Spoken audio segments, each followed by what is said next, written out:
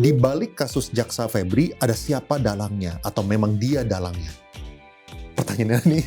Mana mungkin ada orang nitipkan uang begitu banyak untuk sebuah yayasan sosial. 460 miliar ditambah 74 kilogram emas. Kenapa tidak disimpan di bank aja, kok harus disimpan disembunyikan dan dijaga orang dari luar? Itu kan ada beberapa berangkas tuh. Terus Dito ngaku itu titipan orang, saya yang tahu. Panggil aja Ditonya, itu berangkas kamu buka kalau memang titipan. Nomor kodenya berapa? Polisi udah tahu, dia enggak tahu. Suruh buka enggak tahu. Ya, berarti kamu bohong. Pak, ada rencana maju Pilpres 2030. Lalu ada juga nanya, kapan Pak Mahfud join pemerintahan sama Pak Ahok?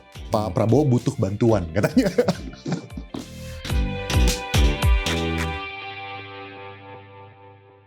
Oke, terima kasih banyak Pak Mahfud udah menyediakan waktu untuk hadir hari ini. Untuk menyari narasumber seperti Prof. Mahfud itu sangat sulit. Soalnya untuk mencari yang background-nya kayak Prof tuh ada 4 kombinasi. Ya. Pertama, background-nya bahwa pernah sebagai Menko, ya kan, MK segala macam. Kedua, abis itu berani menyuarakan pendapat. Ketiga, abis itu track record juga, ya kan, kalau misalnya track recordnya ada kasus-kasus mungkin sulit gitu kan. Tapi kalau misalnya yang keempat juga peduli sama negara gitu kan, mau tetap bersuara lah gitu. Soalnya kalau misalnya saya sendiri kan saya orang awam, Prof. Jadi sebenarnya hukum itu tuh di luar ranahnya saya gitu sebenarnya. Sayangnya apapun yang terjadi di hukum itu tuh ada kaitannya sama industri saya juga. Saya izin bacakan beberapa artikel ini dari Bloomberg. Indonesia arrests former top graft prosecutor after police raids. Fall of top graft hunter raises hard questions for Indonesia. Ini dari Channel News Asia. Indonesia authorities arrest former anti-corruption prosecutor after seizing $19 million and gold. Dan ini masih banyak lainnya gitu. Jadi bahwa rupiah kita itu udah menyentuh 18.000, naik sekitar 8% tahun ini. Lalu abis itu kita punya IISG, duit asing itu udah keluar 70-an triliun dari awal Januari sampai sekarang. Ini semuanya ada kaitan, walaupun tentu bukan cuma satu-satunya, tapi hukum dikombinasikan dengan yang lain-lainnya itu ada kaitannya dengan ekonomi kita gitu. Makanya betul. Jadi ikutan. Iya memang begitu kan. Sejak dulu dalam teori bernegaranya kan begitu. Kalau Anda punya ekonomi yang bagus tapi tidak punya hukum yang bagus, itu bahaya. Ekonomi bisa dimakan oleh kesewenang-wenangan. Tapi kalau Anda tidak punya ekonomi tapi punya hukum yang bagus, Anda bisa membangun ekonomi. Kan gitu. Itulah sebabnya hukum menjadi penting. Dijaga oleh negara ini. Dan Anda merasakan itu semua dari tulisan-tulisan tadi toh. Betul, soalnya kita karena hukum masalahnya. Dan kita jadi kayaknya belakangan ini sering banget diberitain sama asing. Iya. Ini hari kita kalau belum berubah lagi, hari ini bicara ini berapa? Dolar tiba-tiba kursnya menjadi naik lagi 18,080, ya kan? Sesudah kemarin turun, sekarang naik lagi. Iya kan? Nah, tapi apa pendapatnya Pak Mahfud? Kan kita kan udah sekitar 3 minggu sejak case-nya FA itu terkuak dan police rate-nya gitu kan. Apakah apa yang Prof lihat dengan perkembangan setelah 3 minggu?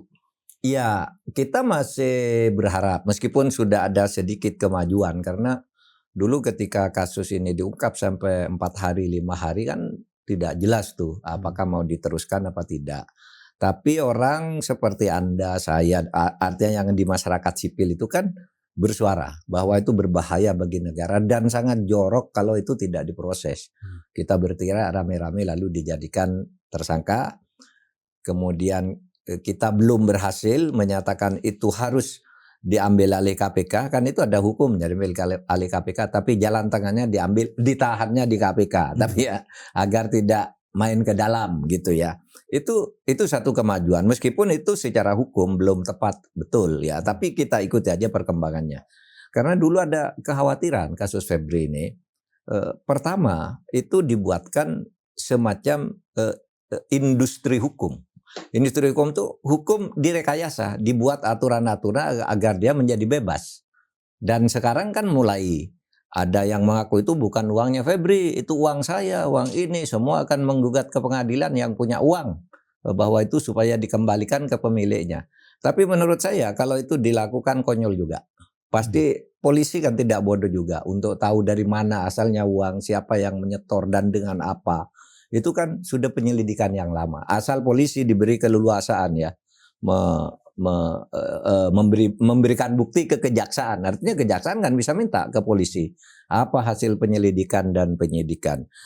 Itu dulu kekhawatiran. Menurut saya mungkin untuk bebas betul Febri ini mungkin tidak akan. Tapi ini pasti ada yang masuk penjara dari kasus ini. Entah Don Ritonya dan atau Ferry-nya.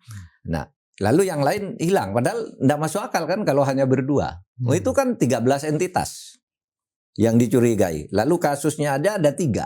Berarti 2 pejabat Febri dan Dito. Lalu yang 3 perusahaan nih. Kan Asabri misalnya kan, Krakatau Steel, Batubara. Itu kan sumbernya yang diungkap. Belum lagi uang yang di rumah dinas itu sampai sekarang belum dibongkar juga. Yang dikawal oleh tentara itu. Dan seterusnya. Oleh sebab itu hampir tidak mungkin si Febri ini lolos menurut saya. Kecuali industri hukumnya itu membabi buta. Melanggar bukan hanya hukum yang dilanggar tapi public common sense gitu. Oleh sebab itu kemungkinan akan dilokalisir. Dilokalisir ya sudah tidak bisa bebas, 2 ini aja. Tapi ini juga akan sulit nantinya. Masyarakat sekarang mengawalnya luar biasa. Yang kekhawatiran berikutnya ya diambangkan, tapi tidak mungkin sekarang kan sudah tersangka, sudah ditahan, tidak mungkin diambangkan. Tinggal kemungkinan nih dilokalisir aja masalahnya sesedikit mungkin orang, karena yang terlibat nih banyak orang. Pasti banyak oligarki dan pejabat yang terlibat di situ.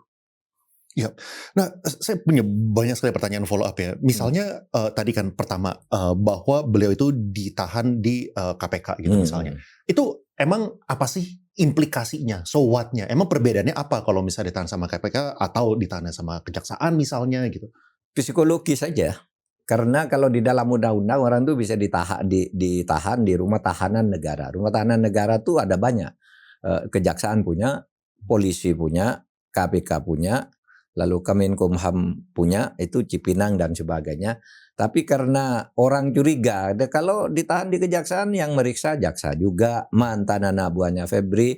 Sekarang agar tidak ada komunikasi diam-diam di dalam gedung itu ditahan di KPK dengan pengawasan yang mudah-mudahan ketat. Katanya sih ketat, mudah-mudahan ketat sehingga masyarakat sedikit lebih percaya gitu. Meskipun kita tetap mengusulkan ini nanti kalau berlarut-larut itu supaya diambil alih oleh KPK. Perbedaannya apa kalau misalnya diambil alih sama KPK dan tidak? Apakah hanya sebatas gara-gara ini dulu satu tim pada kenal semua seperti itu atau kayak gimana? Iya, jadi pertama, proses pembuktian di kejaksaan itu mungkin saja akan dipersulit. Mungkin akan terjadi itu tadi dilokalisir saja pada seorang lalu bisa berkolusi di dalam, karena Febri ini anak kejaksaan yang memimpin ini semua mantan anak buahnya yang sekarang dinaikkan, sehingga kemungkinan saja di situ takut kan, yang mau memeriksa, mau apa gitu. Nah buktinya mereka juga sampai berapa hari takut, sampai gerakan publik, demo di mana-mana, demo ke Kejaksaan Agung, lalu semua media bicara, lalu diumumkan sekarang udah tersangka kan gitu. Lalu diletakkan di KPK, nggak bisa berhubungan lah, physically nggak bisa berhubungan dengan teman-temannya di kejaksaan. Nah kalau diambil alih oleh KPK, jaksa di KPK itu memang jaksa juga, tapi tidak punya hubungan struktural saat ini dengan Kejaksaan Agung. Kalau Kejaksaan Agung sekarang ini yang memeriksa tim 9 itu semuanya struktural Kejaksaan Agung, temennya sendiri. Iya. Gitu. Nah kan Pak Mahfud beberapa kali pernah share bahwa ini kan seperti perlawanan 2 institusi. Lalu kalau misalnya berlanjut bisa aja sampai saling buka-bukaan, dan kalau misalnya saling buka-bukaan kartu as ini bisa aja berbahaya gitu kan. Nah pengen ngerti juga bahayanya itu kira-kira kenapa? Kenapa kalau misalnya mereka itu saling melaporkan atau saling ada perlawanan kayak gini, biarin aja mereka buka-bukaan, bukan itu lebih bagus untuk masyarakat awam sehingga kita tahu nih yang beneran terjadi itu apa, dan sekalian kita bersih-bersih, apakah itu lebih baik? Lebih baik menurut saya. Kan saya sudah berkali-kali mengatakan biarkan setan bertempur sesama setan, nanti akan muncul kebenaran. Kan gitu toh. Saya katakan ya dua-duanya kan saling melengkap, saling melaporkan. Misalnya polisi itu menangkap Roy Suryo. Roy Suryo. Belum waktunya ditahan, udah ditahan karena penyerahannya itu Senin, tapi Jumat udah ditahan. Roy Suryo dan Tiva kan ditahan dulu oleh polisi, diserahkan ke kejaksaan, hari itu juga dilepas. Ya kan, udah nih enggak perlu ditahan gitu. Nah, sementara Kejaksaan Agung nangkepi orang polisi kan, nangkepi polisi yang di MBG. Ya 2 orang kan itu polisinya, sudah perwira semua kan. Nah, di situ terjadi saling ini sesudah Kejaksaan menangkap polisi di MBG lalu mengeluarkan surat edaran 15 Juni MBG semua dapur-dapur MBG diperiksa. Yang paling banyak MBG itu milik polisi. Dan konon itu Bayangkari yang banyak di situ. Nah, di situ kemudian ketika bikin surat pemeriksaan terhadap dapur-dapur MBG itu, kemudian polisi menggerebek rumahnya Jampitsus. Apakah itu sekedar balas dendam? Itu sama-sama punya bahan. Sama punya bahan bahwa ada indikasi kuat dilakukannya kejahatan oleh oknum-oknum. Kita sebut oknum ya. Oleh oknum kedua institusi. Nah, disitulah kemudian sekarang ini dalam rangka mencari jalan yang aman, pemerintah ini sedang mencari agar tidak buka-bukaan. Kalau saya sebenarnya buka-bukaan aja. Kalau presiden berani kan buka. Semuanya buka, lalu presiden restrukturisasi kabinetnya, iya kan? Kan bisa. Dia presiden punya kekuasaan yang sangat kuat untuk menentukan struktur pemerintahan, disediakan undang-undang untuk itu, gitu. Nah, tapi oke lah kita lihat karena ini juga berkelindan dengan politik kan. Mungkin tidak mudah kalau ini dilakukan yang kena ini, kalau ini kena masuk ke sini, ini kena masuk ke sini, lalu bisa masuk juga ke jantung presiden, dikait-kaitkan oleh orang kan, ini kan kebijakan, ini kan gitu nanti. Oleh sebab itu sekarang diusahakan untuk dilokalisir menurut saya. Tetapi kasus ini tidak bakal hilang, tidak mungkin hilang. Kalau kasus ini hilang lalu tidak masuk ke pengadilan sampai ke pendakwaan dan penuntutan dan vonis, menurut saya bangsa ini bangsa yang sangat bisa dibodohi oleh aparat penegak hukumnya sendiri. Tapi apakah Pak Mahfud memiliki optimisme bahwa ini tuh akan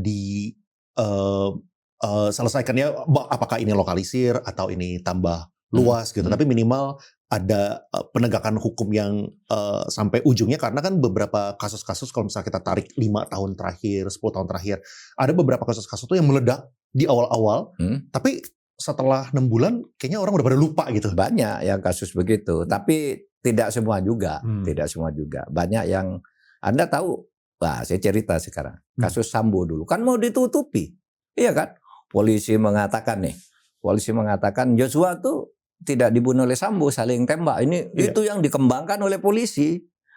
Itu juga yang dikembangkan oleh Komnas HAM. Saya bilang tidak mungkin begitu. Ketika saya ditekan gitu, saya lempar ke publik kan, ke media semua, keluarganya saya temui. Keluarga si Joshua bagaimana ceritanya terus bergolak, itu akhirnya ditangkap juga. Itu akhirnya berarti ngaku juga. Pak Mahfud menjabat berarti? Iya. Pada waktu saya menjabat, kasus Sambo itu terjadi. Saya sedang ada di Mekah pada waktu itu.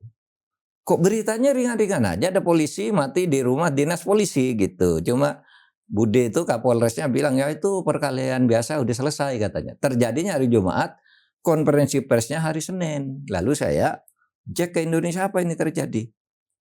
Saya telepon ke Kompolnas, enggak Pak, sudah selesai. Saya enggak percaya, saya bilang. Karena ada informasi lain dari luar, dari civil society, dari Sugeng EPW itu, Indonesian Police Watch. Nah, itu saya baca di media, wah iya ini enggak wajar. Saya konversi pers jadi makanya enggak bisa. Saya nanti kalau pulang saya tangani. Terus saya tangani. Wah, saya mau dikeroyok macam-macam lah oleh DPR. Tahu enggak di DPR? Saya dibilang, kamu Menteri koordinator kok jadi menteri provokator. Ini kan udah selesai semua. Itu ada tuh yang sekarang masih anggota DPR itu. Wah, saya datangi lawan. Anda ngeroyok saya terus setiap kesini. Saya bilang saya lawan. Akhirnya ngaku. Si Eliezer-nya tuh akhirnya ngaku sesudah diberitahu Anda nanti akan mendapat perlindungan hukum. Ya, jadi justice collaborator. Nah, ketika dia justice collaborator, lalu ngaku bahwa saya disuruh oleh Sambo. Ya, saya sudah itu ngaku ya, Sambonya datang kan, menyerahkan diri. Pada waktu bayangkan Sambo itu Kadif Propam. Itu yang paling yang tidak takut kepada Kadif Propam itu hanya Kapolri. Di bawah itu semua takut di seluruh Indonesia. Datang dia, menyerahkan diri dan ketika ditanya, kan Kapolrinya semula bilang enggak. Komnas HAM juga bilang bukan. Jelas Komnas HAM. Saya bilang iya ini terjadi. Sampai seperang dengan DPR.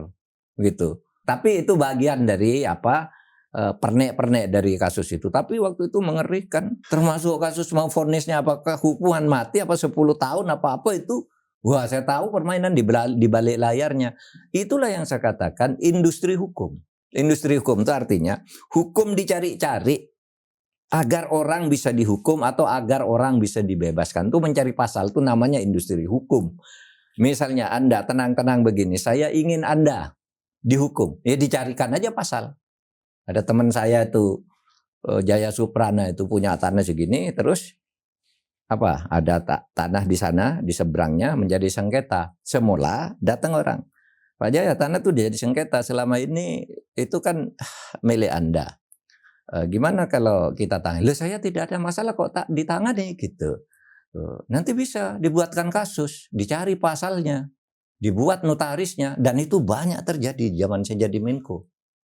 Itu namanya industri hukum. Anda tidak salah dicarikan pasal untuk salah. Tapi kalau Anda benar membahayakan orang lain, dicarikan pasal agar salah gitu. Dan seterusnya. Nah itulah yang saya sebut industri hukum. Beda dengan hukum perindustrian. Hukum perindustrian itu misalnya hukum tentang hilirisasi. Kan industri itu kan hukum tentang apa gitu ya. Itu industri. Hukum industri. Tapi kalau ini industri hukum. Hukum itu dibuat untuk membenarkan sesuatu yang salah atau menyalahkan sesuatu yang benar. Dan itu banyak terjadi di negeri ini. Nah makanya ini kan Prof kan beberapa kali bisa dibilang menyuarakan hal-hal yang dianggap mayoritas orang mungkin hal yang sangat sensitif gitu kan. Apakah Pak Mahfud ada beberapa case di mana hukum itu diperlakukan untuk melawan Pak Mahfud itu misalnya kayak dicari-cari apalah atau Pak Mahfud khawatir nggak sih saya seperti itu? Kalau dicari-cari kriminalnya nggak ada. Saya berbuat korupsi misalnya, nerima suap atau gratifikasi. Udah dicari-cari, memang saya enggak punya apa-apa kan. Artinya ya punya lah, merasa punya. Tapi semua itu tercatat di KPK, LHKPN ya, laporan harta kekayaan. Di situ dicari dari manapun, setiap rupiah itu jelas sumbernya kan. Mau cari kesalahan saya apa? Tentang tugas, tentang uang, penyalahgunaan jabatan juga enggak gitu. Tetapi ancaman yang tidak dalam bentuk itu kriminalisasi kasus gitu ada juga. Misalnya saya dulu punya pengawal itu 12 orang penjaga dari polisi ini dulu kan ketua MK saya itu ada di depan polisi 2, di belakang 2, lalu ada di dalam mobil saya juga, yang di rumah ada 4, yang di depan kantor pokoknya 12. Tiba-tiba mengundurkan diri semua. Nah, saya tanya, ada seorang perwira tinggi di Polri. Lazim, enggak Pak, itu tadi malam dirapatkan Bapak mau dikerjain nggak? Orang dalam tuh ya, yang bilang ke saya, yang sekarang kriminalisasi juga, udah pensiun. Nah, kalau gitu gimana? Bapak hati-hati aja. Akhirnya saya enggak minta mereka kembali.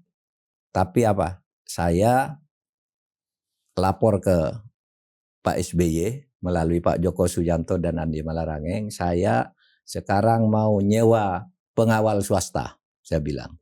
Saya pejabat ring 1, diperlakukan begini, saya tidak peduli. Saya mau nyewa pengawal swasta. Akan saya tunjukkan ke masyarakat bahwa ini ada pejabat tinggi dikawal oleh orang swasta. Kan ada perusahaan-perusahaan itu yang punya pengawal gitu. Wah, akhirnya istana bilang, oh itu jangan sampai terjadi. Jangan sampai terjadi. Tapi 2 hari saya sudah luntang-lantung tuh. Nggak ada pengawal. Bayangkan pejabat ring 1 gitu. Setingkat ketua lembaga negara. Akhirnya apa? Besoknya Jenderal Wahyono, Kapolda Jaya waktu itu datang. Ya, minta maaf Pak. Yang mundur itu anak-anak nakal semua Pak. Nanti kami tindak. Nggak boleh seorang polisi mundur dari tugasnya kalau bukan ditarik. Itu kalau mundur begitu artinya dia ada yang melanggar aturan. Sekarang Bapak minta pengawal kelas kayak apa? Sehebat apa? Enggak, saya bilang. Saya enggak milih. Anda saja yang ngirim ke saya, siapapun yang Anda kirim, gitu. Itu adalah pengawal saya, itu ajudan saya, itu penjaga keamanan saya. Karena saya enggak punya maksud apa-apa, ngapain saya milih orang? Anda yang nentukan, saya bilang. Coba bayangin tuh begitu, saya sampai terbang dari Jakarta ke Jogja tanpa pengawal. Tujuannya apa? Kalau misalnya mereka mengundurkan diri, tujuannya apa? Mereka mengundurkan diri itu supaya apa? Apakah? Karena saya dianggap mengerjain Polri. Waktu itu kan saya yang bongkar. Gini loh, Anda mungkin terlalu muda waktu itu. Jadi ada kriminalisasi. Orang tidak salah, itu dijadikan tersangka. Namanya Bibit Samad dan Chandra Hamzah. Kenapa ini ditersangkakan? Karena ketuanya Antasari Azhar sudah ditahan. Kalau ini ditahan, berarti tinggal 2. Kalau tinggal 2, KPK bubar. Iya kan? Lalu saya bela. Saya minta Pak SBY memperhatikan ini, dan betul Pak SBY serius itu sampai mengeluarkan perpu meski dibatalkan. Saya membuktikan di pengadilan bahwa anak 2 ini tidak punya salah kok dijadikan tersangka. Dituduh menerima uang di sebuah tempat itu, padahal orangnya sedang di luar negeri nih. Pak Bibit Samad sedang bilang, ini loh saya kok dituduh ada di lapangan parkir ini, kok ada di stadion ini, kapan saya menerima uangnya? Sudah, nanti buktikan di pengadilan, ditahan kamu gitu. Wah, saya setel tuh pembicaraan pejabat Kejaksaan Agung yang akhirnya mundur juga, lalu Pak Baris Krim, akhirnya dia kena juga, lalu penjahatnya ditangkap juga gitu.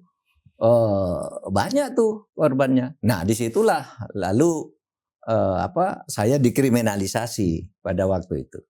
Tapi tidak dikriminalisasi, saya dicarikan pasal untuk bersalah karena saya tidak punya salah. Gitu. Ditakut-takuti secara psikologis. Anda jalan sendiri bayar, tapi saya kan tidak bodoh juga gitu.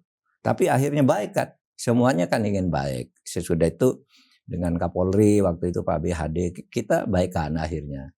Ya Pak, sama-sama untuk negara, yuk kita kerjasama, sudah baik sesudah itu. Tapi waktu itu ngeri betul. Kalau Anda tahu agak lucu juga. Iya. Sampai datang ke kantor saya itu kiai besar dari Jawa Timur. Kalau Pak Mahfud tidak dikawal oleh polisi, kami mau ngirim banser ke sini. Datang, jumpa pers di kantor MK. Ketua Banser Jakarta, Tatang Hidayat namanya, dia juga datang. Saya, nggak usah kawal polisi, saya ngawal Banser gitu. Masa kantor negara dikawal oleh Banser gitu? Itulah sebabnya Pak Wahyono datang ke kantor saya. Saya nggak tahu Pak Wahyono sekarang ada di mana, tapi kenal baik. Sesudah itu baik sekali hubungannya, gitu. Nah, jadi ada tekanan begitu, tapi saya nggak merasa punya salah apa-apa, gitu. Nah, kan saya mau nanya lagi tentang balik ke case Jampitsus, tapi saya pengen nanya, saya pengen nanya dulu sebelum balik ke sana. Kan kalau misalnya dulu kan Pak Mahfud memiliki jabatan yang tinggi, ya kan, dan sekarang Pak Mahfud kan udah move on, ya kan. Dan tapi Pak Mahfud menyuarakannya mungkin lebih kencang lagi sekarang, mungkin gara-gara kalau sekarang eranya sosial media kali ya. Jadi mungkin dengan omongan yang sama, kalau misalnya dulu itu terbatas, kalau sekarang gara-gara sosial media jadi bisa lebih kencang gitu kan. Nah, tekanan-tekanan ini apakah Pak Mahfud tetap kerasa gitu? Oh, ada yang mulai neror supaya jangan terlalu kencang ngomongnya, supaya jangan terlalu bersuara gitu Pak? Ya, enggak, pendekatan aja menjelaskan. Saya ingin presentasi dan ada juga dari dari pemerintah juga ada yang sering bicara ingin menjelaskan, minta forum dan sebagainya. Ya banyak, akhirnya tidak semua juga lalu menggelinding kan kalau oh iya ini masalahnya. Tapi yang tetap jahat gitu ya saya suarakan aja. Saya merasa tidak menyerang siapa-siapa, saya tidak merasa personal atau institusi, tapi saya menyerang oknum yang kejahatannya itu tidak bisa ditolerir. Itu aja. Itu kalau misalnya menurut Pak Mahfud best case scenario apa sih kalau misalnya ini dilakukan dengan baik? Apakah berarti seharusnya tadi tuh kan bukan cuma 2 doang, tapi yang lain yang terlibat yang dulu-dulu itu juga dibongkar semua. Itu adalah yang paling idealnya seperti itu kan? Gitu. Iya. Tapi apakah itu akan mengakibatkan itu ya kayak tadi apakah itu possible atau akan memungkinkan? mengakibatkan keguncangan karena itu kan menyangkut banyak orang dan banyak kasus yang lewat. Misalnya kasus Nazaruddin Samsudin. Itu kan banyak yang disebut yang terlibat dan macam-macam gitu. Kasus dulu Kemenaker sudah ada putusannya. Terbukti secara bersama-sama dengan ini dan ini melakukan tindak pidana korupsi dan sebagainya. Tapi kita dorong. Nah, ini yang terbukti melakukan ini dan ini dan ini itu dilewatkan begitu aja. Padahal menurut hukum tuh harus ditindak dan itu banyak catatannya yang begini-begini. Kita kan tidak sempat juga membuka yang lama-lama. Ini yang baru makin banyak kita hadapi sama-sama. Masih banyak begitu, banyak kasus yang hanya dilokalisir pada orang yang terlanjur ditangkap. Tidak dicari siapa nih di belakangnya. Itu di dalam putusan-putusan pengadilan yang ditangani oleh KPK itu banyak loh nyebut nama orang di situ. Terbukti secara bersama-sama melakukan tindak pidana ini karena itu dijatuhi hukuman sekian. Tapi ini yang bersama siapanya tuh tidak ditindaklanjuti. Nah kan Pak Mahfud kan pernah ya pasti dari segi relasi orang yang dekat itu udah dari presiden yang dulu, presiden yang sekarang udah tahu cara mereka berpikir, ya kan udah mengerti juga dinamika dari politik seperti apa gitu. Nah kira-kira apakah dengan pertimbangan yang matang masih yang terbaik itu adalah untuk tetap membongkar semuanya, untuk biarin buka aja semuanya gitu? Saya inginnya dibongkar semua aja. Tetapi kan tidak mungkin saya juga yang membongkar semua. Saya yang bisa saya kerjakan aja. Karena kalau dibongkar semua itu kita berarti melakukan operasi kan. Operasi untuk membersihkan diri gitu. Nah oleh sebab itu dalam situasi politik di mana orang sekarang banyak saling nyandra. Ya, saya ya Anda punya korupsi. Lalu saya sandera Anda sehingga tidak bisa melakukan apa-apa. Ini kartu asnya ada di saya kamu. Macam-macam gitu. Dan itu bisa membahayakan banyak orang dalam sistem pejabat maksudnya. Oleh sebab itu yang bisa kita lakukan, yang bisa kita bongkar ya bongkar gitu. Saya yakin masih banyak yang belum. Paling enggak kalau kita baca vonis-vonis pengadilan lah. Kan selalu secara bersama-sama dengan ini. Ya dengan ininya tuh enggak ditindaklanjuti. Padahal itu putusan pengadilan. Kenapa itu bisa tidak lanjut? Kenapa itu bisa tidak lanjut? Apakah berarti ada sebuah ada handicap, ada yang menghalangi. Ya. Ada yang menghalangi gitu. Karena kalau ini dibuka juga dia bilang, "Loh kan bukan hanya saya, itu lagi tuh. Jaringan-jaringan begitu." Belum lagi begini. Misalnya kritik terhadap pengadilan untuk kasus-kasus korupsi itu banyak yang tidak berani untuk memutus di luar yang didakwakan oleh jaksa. Ya kan? Banyaklah kasusnya. Sehingga tetap diputus dengan tuntutan jaksa. Karena apa? Karena banyak hakim itu tersandera juga. Misalnya kasus Zarov. Tahu Zarov Rikat yang 900 hampir 1 triliun ya, 970 miliar itu diangkat di rumahnya. Dia dihukum. Nah, jaksa tuh ketika menggerebek itu punya catatan. Uang ini untuk hakim yang menangani perkara nomor sekian sehingga banyak hakim yang tersandera juga. Pada waktu putusan ya ikut jaksa aja karena hakimnya takut juga kalau ini yang kasus Zarov. Masih ingat kan baru setahun lalu kan? Iya. Itu Kan di putusan pengadilan supaya ini dibawa ke tindak pidana pencucian uang karena di dalam hasil barang bukti yang diajukan oleh kejaksaan itu oleh penuntut umum ada catatan ini untuk perkara nomor sekian nih perkara uang yang disegel untuk suap perkara nomor sekian itu kan ada hakimnya semua termasuk hakim-hakim yang jabatannya tinggi gitu. Nah tapi ini yang dijadikan oleh kejaksaan juga ya. Teorinya kan tinggal nekan aja kamu nggak bisa ini ayo gitu. Nah, misalkan salah satu solusi yang sempat disuarakan oleh Pak Presiden adalah untuk meningkatkan penghasilannya hakim secara tinggi, 300%, 280% gitu misalnya. Apakah itu sesuatu yang berarti menurut Pak Mahfud kalau misalnya itu udah dinaikin gaji hakim yang hal seperti ini? Sangat berarti bagi kemanusiaan. Tapi tidak berarti bagi pemberantasan korupsi. Enggak begini. Hakim tuh gajinya kecil sekali. Hakim tuh gajinya kecil sekali sehingga dia kadangkala kalau yang di luar Jakarta ya di daerah-daerah itu naik angkot itu bersama dengan terdakwa di kalau jaksanya naik mobil bagus, polisinya naik mobil bagus, hakimnya naik sepeda motor naik angkot karena gajinya kecil. Oleh sebab itu ketika itu Pak Prabowo sangat mulia menurut saya, hatinya sangat mulia. Hakim ini harus dinaikkan gajinya. Dinaikkan kan 300%. Sekarang katanya ketua MA yang sekarang pernah lapor ke Presiden, Bapak terima kasih. Para hakim merasa gaji hakim-hakim Indonesia sudah sama dengan hakim-hakim di Singapura, sudah sejahtera. Itu bagus untuk kemanusiaan. Tapi itu tidak bisa menghapus korupsi karena sudah sistemik.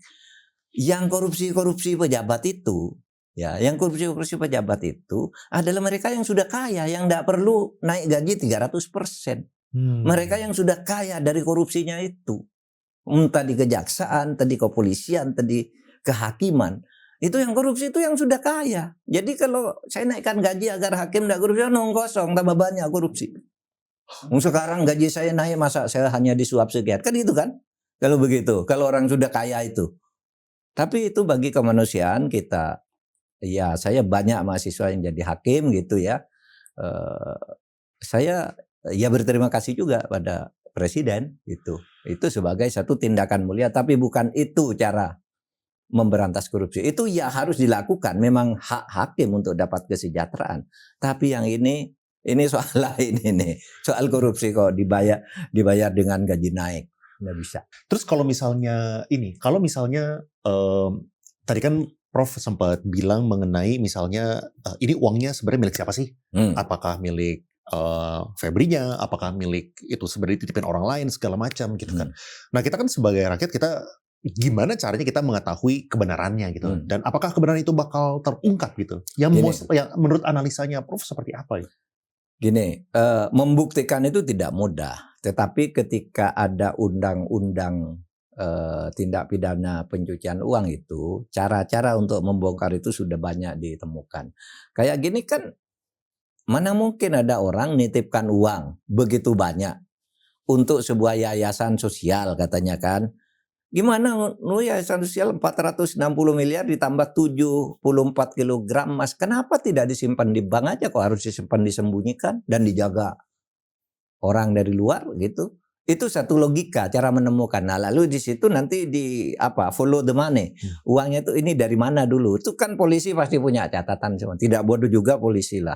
Saya tahu polisi, jaksa untuk membuktikan itu profesional kalau dibiarkan bekerja sungguh-sungguh. Ya, sudah bagus nih polisi kita dari sudut keahlian di dalam menyidik, menemukan pasal-pasal yang cara mengejar uangnya dari mana, lari kemana itu kan sudah ada ilmunya sekarang ya. Jika ilmu tindak pidana pencucian uang itu bisa. Yang sederhana misalnya itu kan ada beberapa berangkas tuh. Terus Dito ngaku itu titipan orang, saya yang tahu. Panggil aja Ditonya, itu berangkas kamu buka kalau memang titipan. Nomor kodenya berapa? Polisi udah tahu, dia enggak tahu. Suruh buka enggak tahu, berarti kamu bohong. Nah itu pada akhirnya akan kembali ke keyakinan hakim.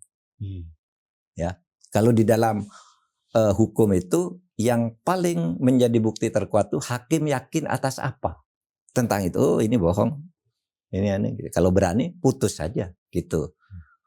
Terus saya juga mau nanya mengenai ini LHKPN. Soalnya kan ya tadi kan Pak Mahfud misalnya pejabat yang lurus pasti bisa membuktikan misalnya LHKPN-nya sekian, ya sumber dari mana segala macam bisa menceritakan gitu kan misalnya. Tapi kan yang terjadi kalau misalnya kita ngomongin kasus-kasus korupsi itu, LHKPN itu kesannya kayak nggak ada artinya kalau kayak gitu. Maksudnya orang lapor, tapi anyway dilapor nggak pernah sesuai Nah juga. itulah tindak pidana pencucian uang. Jadi itu sudah ada ilmu di dalam hukum. Saya sebut satu kasus, Rafael Alun. Iya kan? Dia LHKPN-nya kecil sekali gitu. Kalau dibandingkan dengan bukti yang ditemukan di pengadilan betapa dia punya uang begitu besar gitu. Karena itu kan hanya kecelakaan aja tuh, anaknya Mario Dendi, iya tuh nabrak orang, tap. Lalu muncul di berita ini anaknya Rafael Alun. Saya tanya nih, ini cerita yang bagus nih serinya. Saya tanya, Rafael Alun tuh siapa sih? Oh, ini pejabat eselon 3 di Kejaksaan, di Kementerian Keuangan. Oh, eselon 3 kok mobil anaknya bagus, rumahnya bagus. Saya suruh lacak ke PPATK. Karena saya ketua Menko Polhukam itu kan ketua Satgas Nasional Tindak Pidana Pencucian Uang. Saya telepon, Pak Ivan, ini gimana kok ada orang pejabat eselon 3 anaknya nabrak orang, menganiaya orang, kok bisa? Kekayaannya berapa? Pak, kirim surat saya. Ini orang sejak 13 tahun lalu sudah kami laporkan ke KPK diduga melakukan tindak pidana pencucian uang. Tetapi tidak dibuka oleh KPK. 13 tahun. Bayangin Anda. 2013 ke 2020. 2013. Ya 2013 sudah dilaporkan. 2022 meledak kasusnya. Loh, saya buka kan ke publik. KPK sudah ini diselidiki, benar tangkap. Wah, saya sudah ditangkap tuh, tahu enggak? Uangnya di SDB. Ya, di SDB di bank itu. Ngambil gitu. Ketahuan semua. Sedang mau ngambil itu dibuntuti, tangkap gitu. Nah, sekarang masuk penjara. Kira-kira kenapa itu udah dilaporin ke KPK tapi bisa mandek dari tahun 2013 sampai tahun 2020? Ini kan soalnya kan cuma satu case yang kebetulan mendapatkan atensinya Bapak dan Pak Mahfud menggali lebih dalam gitu kan. Ya. Dan pasti kan banyak sekali case-case lain juga yang tidak digali tapi orang sudah lapor ke KPK, ada indikasi tapi nggak diapa-apain gitu misalnya. Lah, ya itu yang bisa menjawab KPK karena sesudah itu diangkat lalu KPK bergerak dan betul ditangkap. Dan lebih dari itu, saya minta ke Mas Iwan, PPATK, saya minta itu tindak pidana pencucian uang yang sudah dikirimkan oleh PPATK berapa? 349 triliun. Dalam beberapa surat, 300 surat. Ya, dari 100 surat. Kalau dirata-ratakan kira-kira 1,5 triliun ya. Itu tidak berjalan kasusnya. Nah, saya bongkar lagi. Tengkar lagi saya dengan DPR. Ini bohong katanya. Saya diadu dengan Menteri Keuangan kan di DPR. Enggak bohong. Saya bilang ayo adu bukti. Benar. Menteri, oh ya itu betul. Tapi Pak Mahfud cara menghitungnya ini, saya ini. Ya sudah pokoknya ada. Kan gitu kan. Nah sudah itu saya minta bentuk pansus. DPR-nya enggak mau. DPR-nya enggak mau. Sudah selesaikan Menko aja gitu. Sesudah itu saya membentuk tim. Yang ke pengadilan udah banyak. Orang cuma tidak berbunyi 349 triliun karena ada 300 surat entitas itu. Dan di berbagai tempat di Indonesia. Itu banyak yang sudah dihukum, banyak. Pejabatnya banyak juga. Gitu yang sudah dihukum. Lalu pengusahanya ada yang baru meninggal beberapa minggu lalu. Ada lagi yang 189 triliun. Itu penyelundupan lewat bea cukai itu. Itu sekarang masih berjalan. Terus importasi emas. Iya. Terus kalau misalnya dengan semua case yang seperti itu, buat menyelesaikan itu semua, gimana caranya kalau misalnya Pak Mahfud dapat memberikan saran, apa cara yang terbaik untuk menyelesaikannya? Sebenarnya kan kesannya kayak udah ruwet banget lah, bahkan ada indikasi dilaporin ke institusi yang terkait, tapi tidak dijalankan lah gitu. Malah dikorupsi lagi. Iya, korupsi di atas korupsi itu namanya. Betul. Nah kalau kayak gitu, kalau korupsi di atas korupsi itu ya bisa ada jam hukuman mati juga. Karena Anda bertanya, gimana nih caranya? Kalau bicara gini, kalau mau buat undang-undang lagi enggak perlulah, ya kan? Teorinya udah habis di gudang, saya bilang. Saya sudah pernah nulis itu di Harian Kompas. Teori udah habis. Apa bicara? Nggak usah nambah hukum, nggak usah apa. Perampasan Tegakkan. aset gitu-gitu. Ya itu yang rutin ya, pertambahan. Tapi mengubah hukum-hukum yang ini gitu agar bisa nangkap orang, mengubah struktur pemerintahan gitu. Nggak usah buat. Misalnya pencucian uang kan sudah ada undang-undangnya gitu ya. Nah perampasan aset itu satu bukan untuk menyelesaikan yang macet-macet di pengadilan, ini memang buat materi hukum baru bahwa sekarang orang bisa dirampas asetnya sebelum diputuskan oleh pengadilan, tapi melalui peradilan perdata dulu, ya diminta izin ke pengadilan, ini merampas asetnya kan gitu. Itu ketentuan UNCSC ya, keputusan PBB dulu, United Nations buat against corruption gitu. United Nations Convention Against Corruption. Jadi konvensi PBB itu mensyaratkan itu. Ada undang-undang perampasan aset gitu. Kemudian konflik jabatan, perdagangan pengaruh gitu. Itu semua harus diatur.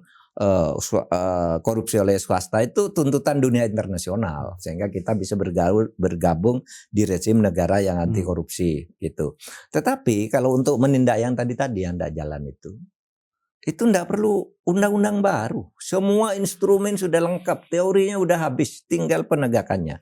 Di mana penyelegakan ini? Apakah bisa? Dulu pernah bisa. Ketika kita melakukan reformasi 98, itu kan korupsinya luar biasa.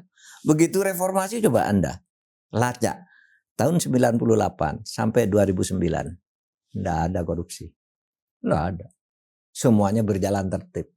Baru sesudah itu mulai masuk oligarki menyusup lewat bawah sampai berpuncak menjadi gurita lagi. Nah, oleh sebab itu apa? Kalau ditanya gimana caranya? Leadership orang yang nomor satu. Harus itu. Nggak bisa sekarang dipercayakan lembaga ini, presiden turun sekarang. Dan dia punya semua kewenangan untuk melakukan itu. Dan presiden sudah berteriak-teriak ini. Sekarang kan setiap pidato, hantam korupsi, tidak ada ampun, akan saya kejar. Ya ayo dong sekarang. Kalau di bawahnya lemot, dia sudah berpidato berkali-kali, tapi di bawahnya tidak jalan. Gimana? Coba tuh, Dirjen Bea Cukai itu sudah disebut di putusan pengadilan. Bahwa dia mendapat uang sekian, mendapat uang sekian, mendapat uang sekian. Jangankan dipidanakan, dinonaktifkan aja enggak. Harusnya dinonaktifkan sajalah. Diganti gitu, tapi sampai sekarang enggak diapa-apain. Dan KPK udah banyak nangkap orang, tapi dirjennya yang sudah disebut enggak diganti-ganti juga. Gimana kalau gitu sudah berteriak nangkap koruptor, tapi di depan mata juga dibiarin, artinya sengaja orang nyingkir gitu, tidak jalan gitu. Nah yang seperti itu menurut saya tinggal presiden, dan presiden kita tuh punya semua modal, ketegasan dan keberanian untuk melakukan itu sebenarnya. Tinggal bagaimana dia agak lebih detail sedikit. Dia kan polisinya aja. Di bawahnya dia ndak begitu kontrol sehingga banyak terjadi hal-hal kayak gitu. Lalu terjadi permainan. Masalahnya jadi jelimet. Seperti MBG misalnya. Lu sejak awal mas. MBG itu sejak awal saya bicara. Itu korupsi. Tapi setiap orang bicarakan MBG melawan program presiden. Ini andalan utama. Lihat kita seneng MBG. Sampai sekarang saya dukung MBG. Tapi tetap sasaran. Tata kelolanya yang bagus. Agar tidak korupsi. Nah sesudah orang ribut-ribut baru tertangkap betul korupsi. Bahwa itu tertangkap betul korupsi karena sikap presiden yang bagus. Iya. Karena tidak mungkin itu dibongkar kalau presiden. Kalau tidak disuruh presiden. Nah sekarang suruh dong yang lain nih. Yang bukan hanya MBG. Gitu kan. Mungkin di KDMP, mungkin di anggaran daerah, macam-macam kan banyak nih yang dikelola. Coba itu suruh, gitu. Bisa presiden melakukan itu, dan kita dukung semua. Dan kita tidak pernah melawan programnya. Saya sejak awal orang miskin tuh perlu bantuan gizi, bantuan makan. Kita dukung sejak awal. Tapi kalau orang yang tidak butuh dikasih, lalu lewat lagi dapur-dapur yang konon setiap hari dapat keuntungan 60 juta satu dapur. Kalau orang yang punya dapur sampai 2000, kayak satu institusi punya 2021 dapur, berapa? Kenapa enggak langsung ke rakyat aja? Dia kan punya KDMP deh. Presiden punya MBG, lalu ada Koperasi Desa Merah Putih. Kenapa pengelolaan MBG itu tidak lewat ini aja? Lewat ini, koperasi ini loh. Dia kan di desa tuh bisa mengembangkan sayur, mengembangkan telur, mengembangkan lele, ayam dan kambing. Nah, itu malah hidup nih. Kan mulia ini. Tapi enggak. Ini masih lewat tahap-tahap ini sampai korupsinya luar biasa. Sekarang sampai ketuanya mengundurkan diri juga berat karena sudah terlanjur dibagi-bagi. Sekarang MBG-nya dihentikan sementara. Lalu tagihan banyak ke dia. Saya sudah dijanjiin ini, saya sudah ngeluarkan ini. Pusing dia, mundur aja. Nggak kuat. Ya, itu penyelesaiannya gimana? Soalnya kan pasti misalnya kayak MBG gitu, orang kan juga keluar modal. Iya. Dan gimana cara membedakan orang yang beneran lewat jalur lurus untuk ke sasaran yang tepat, kan udah campur aduk nih berarti nih. Iya. Nah, apakah itu berarti juga bisa aja ada orang-orang yang seharusnya itu menjalankan MBG karena itu sesuai dengan prosedur segala macam, nggak ada yang belok-belok dan juga sasaran tepat, tapi diberhentiin juga dengan yang tidak. Gimana cara ngebedainnya kalau kayak gitu? Ya, harus ada persamaan perlakuan. Jadi sistemnya harus diubah. Kenapa harus lewat dapur orang? Kan gitu kan? Kenapa tidak kasih saja ke Koperasi Merah Putih biar dia hidup dengan modal sendiri? Karena Koperasi Merah Putih itu kan konsepnya aja sudah bukan konsep koperasi, iya kan? Dananya dipinjamnya dari atas dan suruh bayar 6% setahun. Lah koperasi kan tidak gitu. Koperasi itu kan dari bawah. Iya kan? Ini kalau cari keuntungan 6% setahun harus bayar kembalikan ke negara. Itu lalu rakyatnya dapat apa di desa? Tapi oke lah. Itu keinginan presiden membangun koperasi, silakan. Itu konsepnya memang sudah keliru, tapi karena keinginannya bagus menurut saya, kenapa sekarang tuh MBG itu kasih aja setiap desa tuh. Iya kan? Kasih ke koperasi itu. Katanya nih yang saya dengar, presiden tuh kalau memberi pengarahan sudah begitu di dalam sidang kabinet. Kan bagus. Itu untuk MBG itu nanti dikelola oleh KDMP. Jadi ininya hidup, koperasinya hidup, MBG-nya sesuai dengan kebutuhan lokal. Iya kan? Masa misalnya makanan MBG itu untuk kebutuhan di Manado, barangnya, makanannya dikirim dari Surabaya. Karena standar yang dibuat tuh enggak realistis. Gitu. Nah, ya masih ada waktu menurut saya untuk memperbaiki.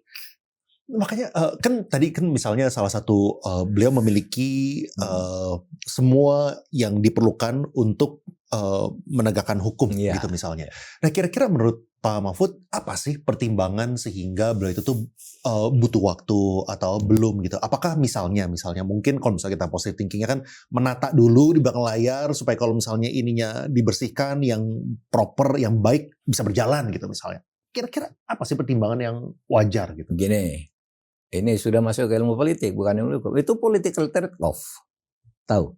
Anda, ya, ketika saya mau calon membesarkan partai apa, Anda dukung saya. Sehingga menjadi menang, lalu, tapi ada konsesi-konsesi yang diberikan. Anda nanti ngurus ini. Kasus ini jangan dibuka. Dan macam-macam, itu biasa di dalam politik. Nah menurut saya kita perlu seorang presiden yang berani. Political trade-off tuh menurut saya boleh, tapi jangan kepada pribadi. Misalnya Golkar. Dia yang milih orangnya, tapi untuk Golkar kan gitu bisa. Jangan political trade-off tuh dengan orang. Gitu kan. Dengan institusi aja. Boleh, politik masa enggak boleh begitu.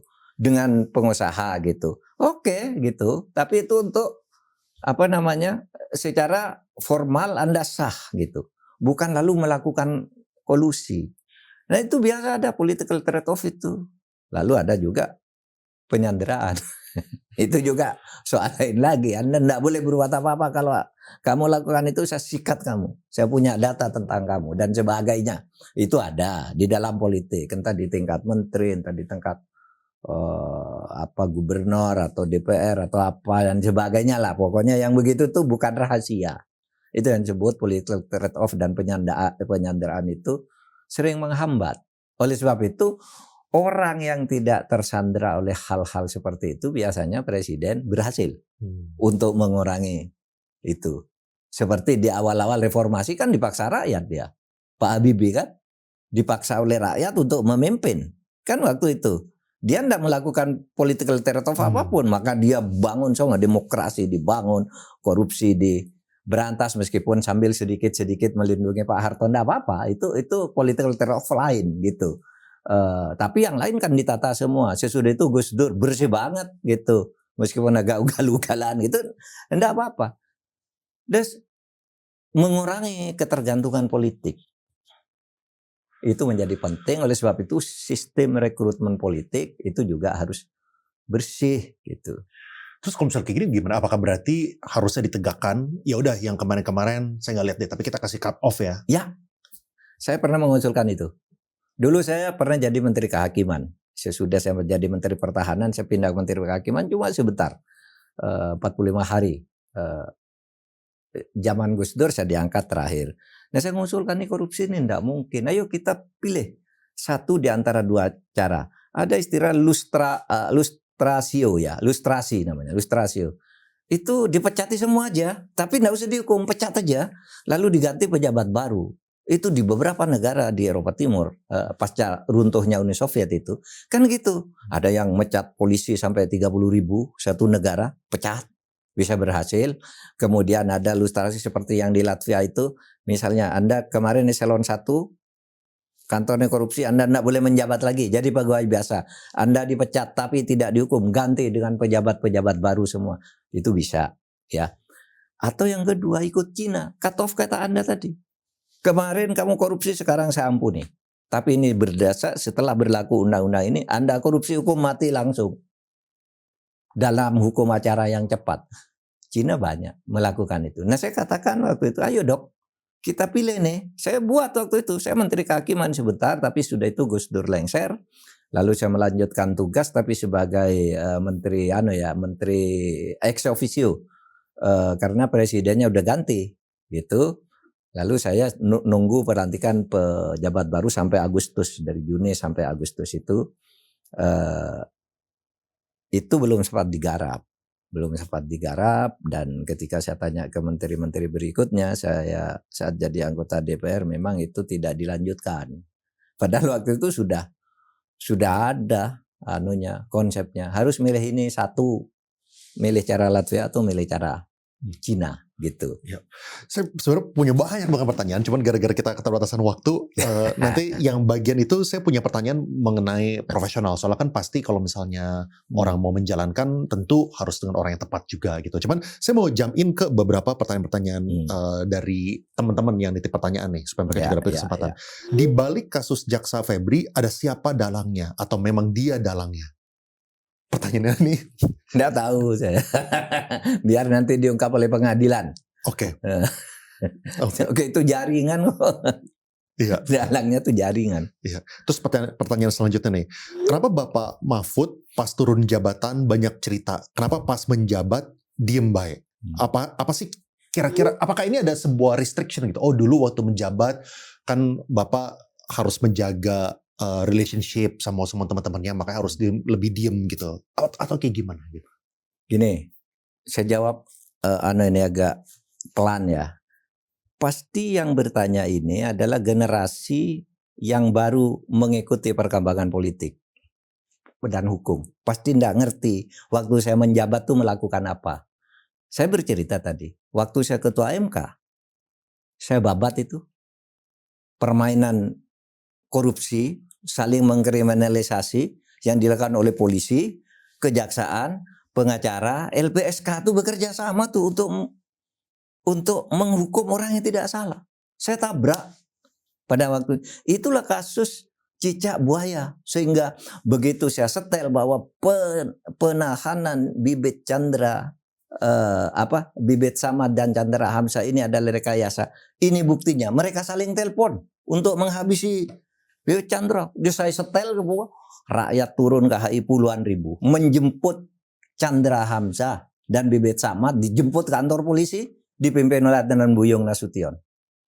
Nah, Saya lakukan itu. Ketika orang sudah putus asa bahwa Bibit Samad itu dikriminalisasi dan akan diadili, ketika dia bilang saya tidak pernah nerima uang itu dan saya tidak pernah hadir di situ, oleh polisi dijawab nanti jawab di pengadilan. Padahal buktinya tidak ada. Saya setel. Wah, itu yang bikin heboh. Itu waktu MK. Saya juga memberlakukan misalnya penggunaan KTP dan paspor untuk pemilu itu saya. Sebelum itu enggak bisa. Rakyat, wah kalau Anda mau tahu waktu itu udah mau meledak Republik ini. Mau meledak. Karena begini, ada 3 pasangan calon. Satu, Bu Megawati dan Pak Prabowo. Yang kedua, Yusuf Kalla dan Wiranto. Yang ketiga, SBY dan Budiono. Gitu kan. Nah, menjelang pemilu kurang seminggu gitu, Wiranto dan Yusuf Kalla, Bu Megawati dan Prabowo itu datang ke kantor PP Muhammadiyah tengah malam.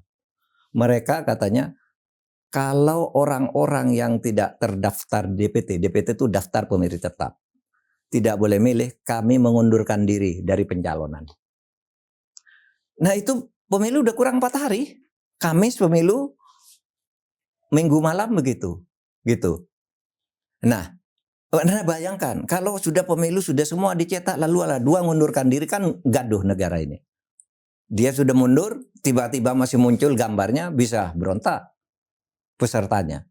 Oleh sebab itu, waktu itu untung ada seorang yang sangat kreatif, namanya Refli Harun. Itu ngajukan permintaan agar orang tidak masuk DPT itu meskipun tidak dibenarkan oleh undang. Sekarang agar MK yang membolehkan. Nah, malam ke PP Muhammadiyah, mereka jumpa pers gitu. Besok paginya saya panggil Refli Harun. Ayo Bapak jelaskan mau apa? Dia jelaskan. Jam 9 nih. Sore jam 4 diputus. Boleh pakai paspor, boleh pakai KTP. Aman. Dan itu yang kemudian dipakai. Saya juga waktu ketua MK membatalkan orang terpilih. Terpilih sebagai bupati. Batalkan. Gubernur, ulang pemilihannya. Itu mulai dari zaman saya gitu. Nah, kalau anak-anak Gen Z ya dan anak yang sekarang yang berikutnya itu mungkin enggak ngerti itu. Mungkin ngerti saya di zaman Menko Polhukam. Tapi di zaman Menko Polhukam saya membongkar kasus Sambo habis-habisan, membongkar uang 349 triliun. Saya juga mengembalikan uang itu BLBI. Dulu kan orang ngemplang BLBI udah dikasih uang oleh negara gitu. Misalnya saya kasih uang 1 triliun sudah uang bankmu serahkan ke saya. Anda hanya butuh berapa? Anda punya utang 1 triliun ya. Nilai asetnya cuma 100 miliar. Dibayar 1 triliun, suruh bayar 1 miliar, 100 miliar masih ngemplang loh. Wah, saya kejar. Saya kejar zaman saya minta kepres, Pak, buatkan kepres saya. Kejar saya dapat 34 triliun. Kalau di kurs sekarang sudah 36 triliun. Ya, pada waktu itu hanya 2 tahun saya mengerjakan tuh dapat gitu.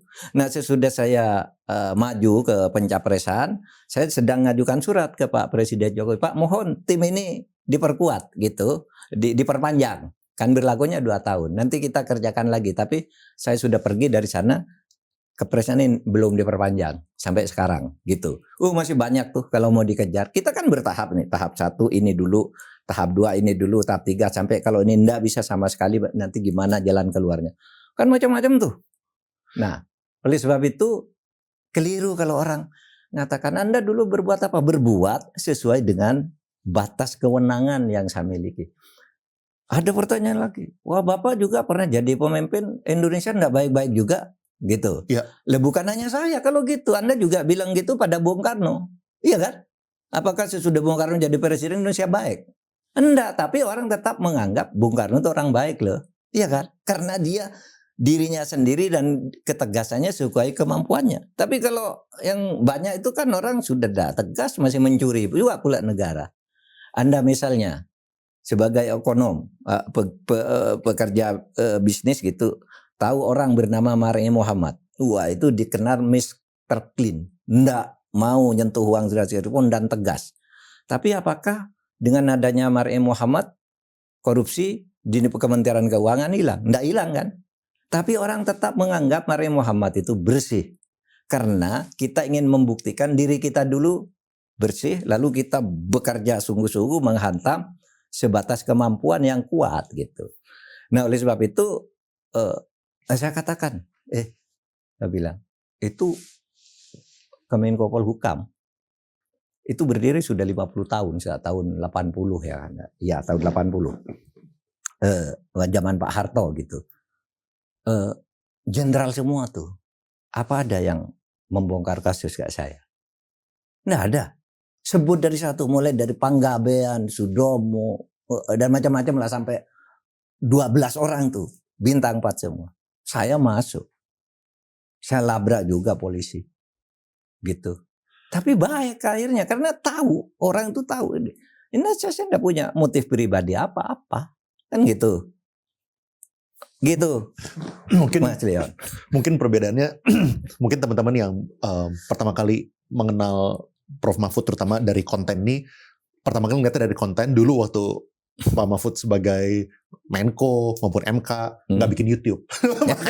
makanya dulu kan sibuk bekerja jadi nggak bikin YouTube, jadi orang lihat dulu nggak muncul gitu, dulu nggak keluar-keluar.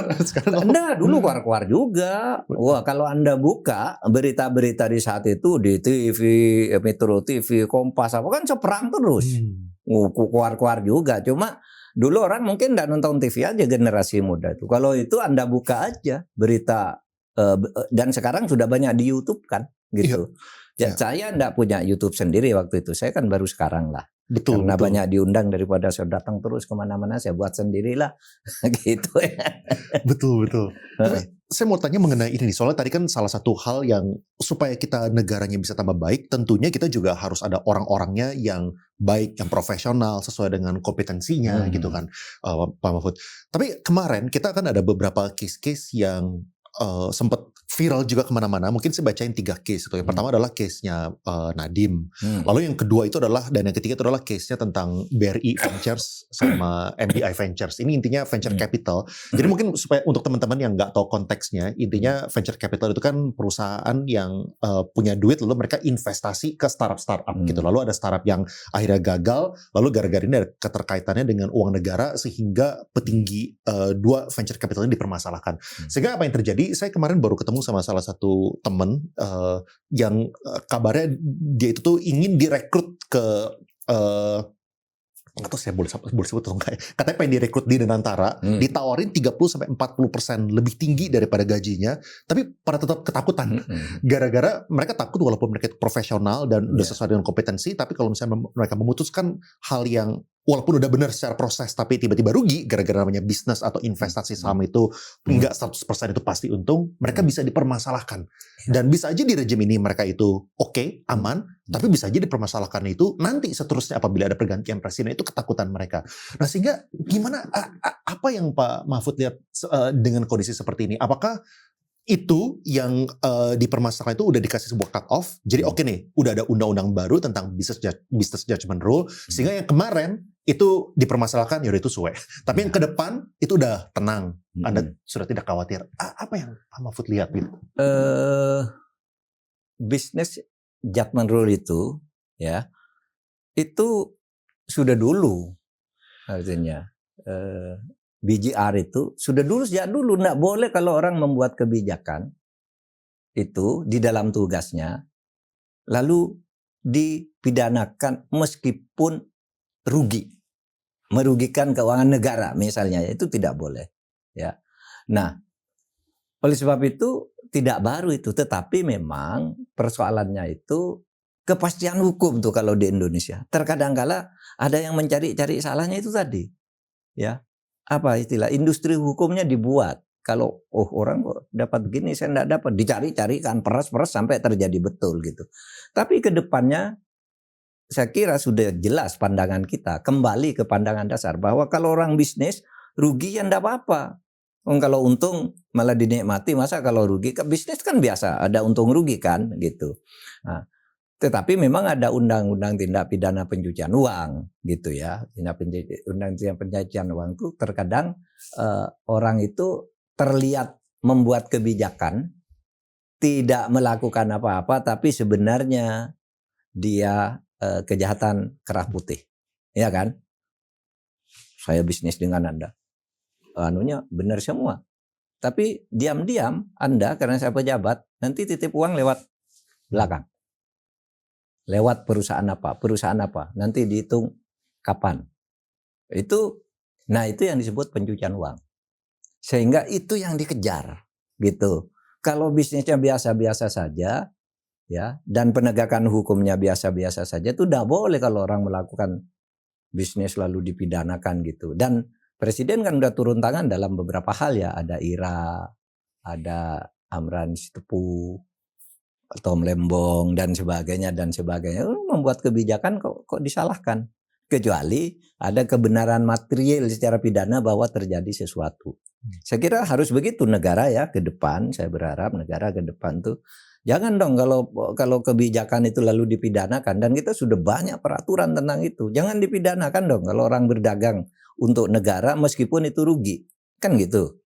Apalagi kalau investasi yang besar itu biasanya kan di awal-awal rugi kan, jangka panjang lalu meledak misalnya seperti itu. Seperti yang terjadi kasus pejabat Pertamina yang sekarang masuk penjara juga kan. Itu kan sebenarnya bisnis biasa, tapi kemudian katanya jaksa KPK menemukan lagi bahwa itu ada persekongkolan di belakangnya lalu dihukum gitu. Nah kalau memang ada persekongkolan bisa dihukum, tapi kalau biasa ya biasa aja. Kalau kebijakan tidak boleh dipidanakan. Nah, mungkin ini pertanyaan terakhir nih. Nah, ada sebenarnya pertanyaan antusiasme orang yang menitip pertanyaan itu banyak sekali. Mungkin ada 1.000-2.000 pertanyaan kalian dalam waktu 12 jam saya upload gitu. Cuman ini mungkin pertanyaan terakhirnya adalah ada orang beberapa berharap Pak ada rencana maju Pilpres 2030. Lalu ada juga nanya kapan Pak Mahfud join pemerintahan sama Pak Ahok. Pak Prabowo butuh bantuan katanya. Gini, saya tidak pernah merencanakan maju untuk calon presiden maupun wakil presiden. Yang kemarin semua orang tahu saya tidak masuk di nominasi apapun. Tapi di saat-saat terakhir saya dipanggil Bu Mega. Saya tidak pernah kampanye, tidak punya baleho gitu. Tapi saya karena itu tadi pemberitaan itu tadi ya kali ya, yang di DPR saya lawan semua ini saya bongkar. Mungkin lalu Bu Mega bilang, Pak Mahfud, Indonesia ini perlu penegakan hukum gitu. Sehingga saya yang tidak merencanakan apapun tiba-tiba diminta, dan itu waktunya kurang sehari untuk pendaftaran. Gitu. Saya diminta berpasangan dengan Mas Ganjar. Kalau pilihan Ibu sudah oke, saya bilang, dan Ibu percaya saya, bismillah saya setuju. Lalu saya tanda tangan pernyataan, saya bersedia gitu. Itu sudah hari terakhir. Tanggal 16 pendaftaran kan dibuka tanggal 18 kan, 16 saya dipanggil, 17 deklarasi, besoknya langsung ke KPU daftar. Jadi saya tidak pernah mau ikut kontestasi begitu. Tahun 2019 saya juga diminta oleh Pak Jokowi untuk calon. Meskipun kemudian gagal karena ada intrik politik di situ, saya sudah dipanggil bahwa saya sudah disuruh pakai seragam, sudah nanti akan tiba-tiba tidak gitu. Siapa? Partai-partai tidak setuju. Karena kalau Pak Mahfud nyari wapres, Pak Jokowi habis masa jabatan, nanti Pak Mahfud yang maju ke depan. Ya oke, itu haknya partai, itu sah saja dalam politik. Ada yang mengatakan itu diganjal oleh Bu Mega. Enggak. Di tahun 2019 itu Bu Mega, silakan kalau partai-partai ngajukan calon siapa. Saya presidennya kan sudah dari PDIP. Silakan. Mau Pak Mahfud boleh, mau siapa boleh gitu. Tahun itu 2019. Enggak jadi, dan saya memang tidak melamar pada waktu itu. Pak Jokowi sendiri, dan Pak Jokowi sesudah tidak jadi ngumumkan saya itu manggil saya waktu itu, memberitahu Pak Mahfud, betul saya yang meminta Pak Mahfud, betul saya yang meminta anak-anak menghubungi Pak Mahfud, melatih dan sebagainya. Tapi Pak Mahfud karena saya bukan ketua partai dan pencalonan harus jalan, terpaksa saya mencalonkan orang lain. Dalam hal ini Pak Ma'ruf Amin. Saya bilang enggak apa-apa Bapak kalau begitu. Kalau saya jadi Bapak mungkin saya melakukan hal yang sama, saya bilang. Tapi waktu itu Pak Mahfud masih bersama saya nanti ya di kabinet. Itulah terus saya jadi Menko Polhukam itu. Gitu. Jadi saya tidak pernah melamar. Lah ke depan saya tidak akan melamar ke apapun. Saya sekarang sudah 69 tahun. Tapi pikiran saya masih kuat, rohani saya masih kuat. Saya tidak harus secara fisik ikut dalam pemerintahan. Ingin jalan-jalan aja, tapi rohania dan pikiran-pikiran tetap disumbangkan untuk bangsa ini.